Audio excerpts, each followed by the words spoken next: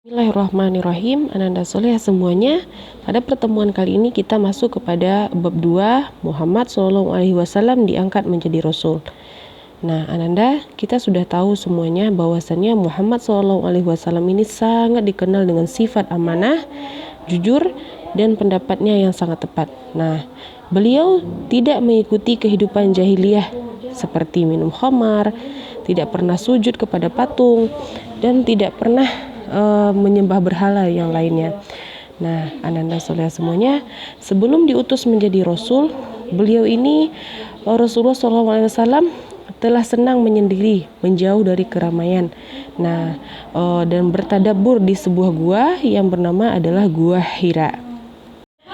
Nah, ketika Nabi Muhammad SAW itu berumur 40 tahun, nah datanglah wahyu kepada beliau. Nah, wahyu itu berupa mimpi yang benar, seperti cahaya yang terang yang datang di waktu subuh. Nah, itulah mimpi yang betul-betul nyata. Itulah awal mulanya wahyu datang kepada Rasulullah SAW. Nah, kapan terjadinya wahyu pertama itu ya Ustazah?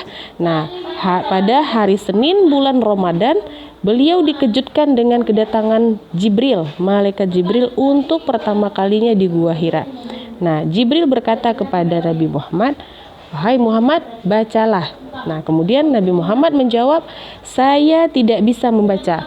Maka Jibril pun memegangnya dan mendekapnya hingga sesak napas. Nah, Jibril melepaskannya lalu berkata, "Bacalah." Nah, Muhammad SAW menjawab, "Saya tidak bisa membaca." Maka malaikat Jibril pun mendekapnya untuk kedua kalinya. Nah, kemudian tetap melepaskannya sambil berkata, "Bacalah." Dan Muhammad tetap menjawab, "Saya tidak bisa membaca." Kemudian Jibril memegangnya dan mendekapnya seraya mengucapkan, "Bismillahirrahmanirrahim. Iqra' bismi rabbikal ladzi khalaq.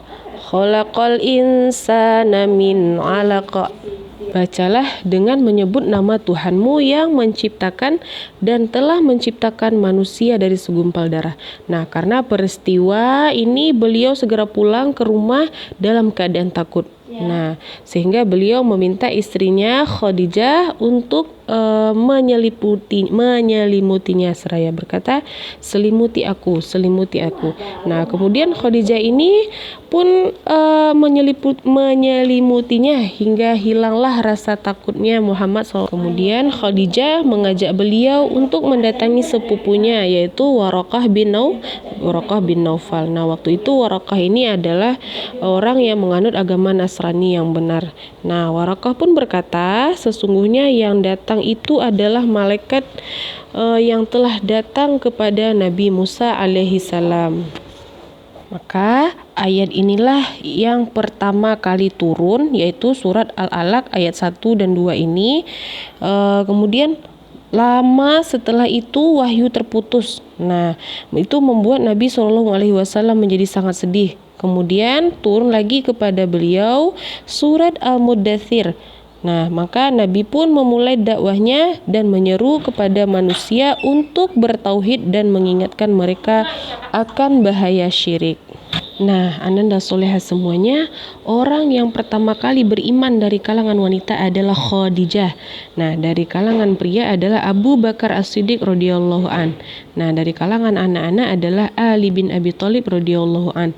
Sedangkan dari kalangan anak angkat adalah Zaid bin Harithah. Nah, Ananda wajib menghafalkannya karena ini berkemungkinan besar pasti akan masuk ke dalam ujian. Nah, tahapan-tahapan dakwah. Nah, setelah turun kepada Nabi Muhammad SAW ayat surat Al-Mudaththir ayat 1-2, Bismillahirrahmanirrahim. Ya ayyuhal mudaththir qum fa'anzir. Nah, hai orang-orang yang berselimut, bangunlah lalu berilah peringatan. Nah, ketika inilah Nabi Muhammad SAW mulai berdakwah secara sembunyi-sembunyi. Nah, beliau mengajak orang-orang yang beliau percayai saja. Keadaan ini berlangsung selama 3 tahun. Nah, kemudian setelah itu beliau diperintahkan untuk berdakwah secara terang-terangan. Nah, ketika itu turunlah ayat surat Asy-Syu'ara ayat 214. Nah, Ananda Soleha, Nabi naik ke Bukit Syafa dan berteriak lantang dengan sebuah seruan yang akan dipahami oleh orang-orang bahwasannya ada sesuatu yang genting untuk disampaikan. Nah, ketika orang-orang Quraisy itu berkumpul, mereka saling bertanya, "Wahai Bani Fulan, wahai Bani Abdi Manaf, nah bagaimanakah menurut kalian andai aku kabarkan bahwa akan ada segerombolan tentara berkuda keluar dari balik gunung ini dan untuk menyerang kita? Nah, akankah kalian percayai ucapanku?" Nah, mereka pun menjawab, "Sungguh kami tidak pernah mendapatimu berdusta."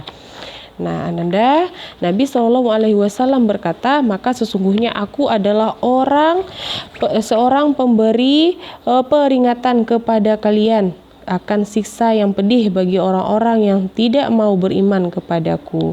Nah, ketika itu berdirilah paman beliau, Abu Lahab. Nah, nama aslinya itu adalah Abdul Uzza.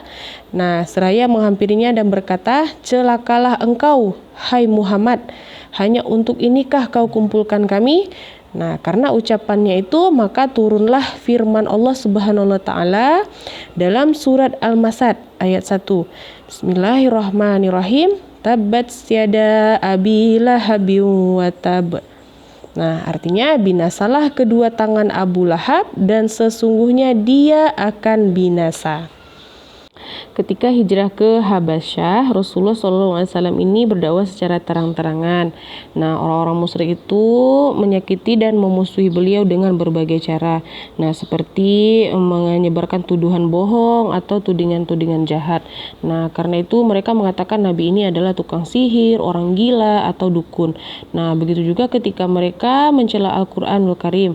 Nah, mereka mengatakan Al-Quran itu adalah kumpulan dongeng dari orang-orang zaman dulu. Nah, penyiksaan terhadap orang-orang Islam pun makin menjadi-jadi. Nah, karena itulah Rasulullah SAW memerintahkan sahabat untuk hijrah ke Habasyah. Ketika hijrah ke Habasyah yang pertama, ini terjadi pada tahun kelima kenabian. Nah, pada saat itu kaum muslimin sudah berjumlah 11 orang laki-laki dan 4 orang wanita. Nah, termasuklah di sana Utsman bin Affan radhiyallahu an dan istrinya Ruqayyah binti Rasulullah SAW, termasuk orang yang pertama kali berhijrah. Hijrah ke Habasyah yang kedua. Nah, pada saat ini jumlah kaum muslimin sudah bertambah menjadi 83 orang dari kaum laki-laki dan 18 orang dari kaum wanita. Nah, Ananda, orang-orang musyrik melihat ini, mereka mengutus Amru bin Al-As dan Abdullah bin Abi Rabi'ah untuk menghadap Najasyi, nah penguasa Habasyah. Nah, beliau meminta kepada Najasyi ini untuk memulangkan para muhajirin ke Mekah. Nah, tetapi permohonan itu ditolak oleh Najasyi. Nah, karena setelah itu nampak pula lah bagi mereka kebenaran yang ada pada kaum muslimin. Nah, sebagian besar dari mereka yang telah berhijrah ke Habasyah melanjutkannya hijrah ke Madinah setelah Islam mendapatkan tempat terbaik di sana. Hanya Ja'far bin Abu Thalib dan beberapa sahabat yang lain tertunda sampai Khaybar berhasil direbut kaum muslimin pada tahun ke-7 setelah hijrah.